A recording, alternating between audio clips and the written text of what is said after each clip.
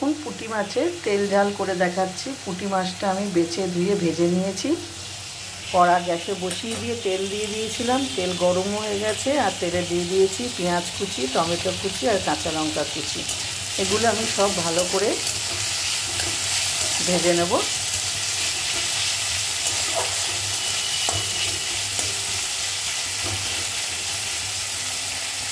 যেহেতু তেল ঝাল হবে তাই একটু রসিয়ে কষিয়ে বানাতে হবে, একটু ঝাল ঝাল খেতে হবে, তাই একটু লঙ্কার পরিমাণটা আমি বেশিই দেবো। কাঁচা লঙ্কা দিয়েছি এবং আমি গুঁড়ো লঙ্কাও দেবো। তো পেঁয়াজটা একটু নরম হোক। নুন,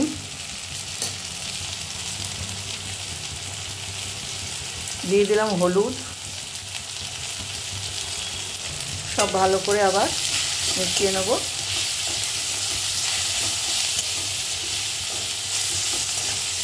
পেঁয়াজ টমেটোটা একটু নরম করা অবধি ভেজে নেব।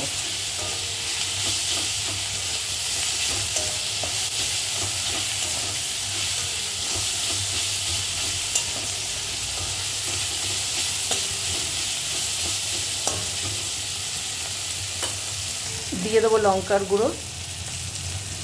আবার সব ভালো করে মশলার সাথে মিলিয়ে দেবো। দিয়ে দেবো আদা বাটা, দিয়ে দেবো রসুন বাটা। সব কিছু দিয়ে ভালো মতো করে মশলাটাকে কষিয়ে নেব।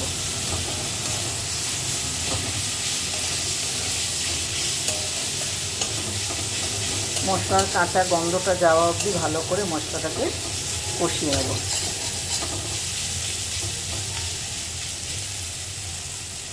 মশলাটা ভালো করে কষা হয়ে গেছে।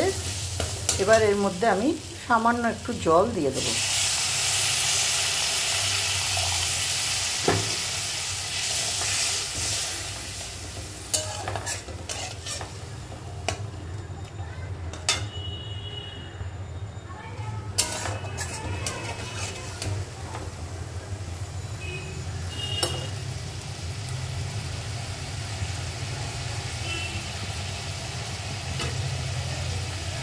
দিয়ে দেবো পুঁটি মাছ ভাজাগুলো।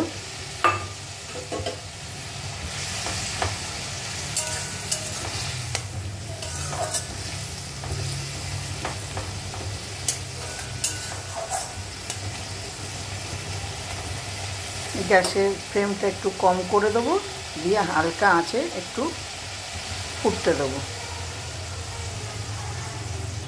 জলটা শুকিয়ে গেছে, আমি এর উপর দিয়ে সামান্য একটু সর্ষের তেল দিয়ে দেবো।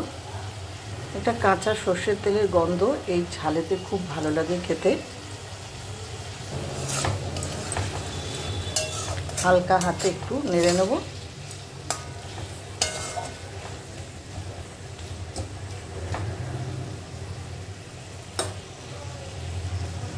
নামানোর আগে একটু ছড়িয়ে দেবো ধনে পাতা। আবার সব মিলিয়ে দেবো। ধনে পাতা দিয়ে একটু নেড়ে ছেড়ে নামিয়ে নেব।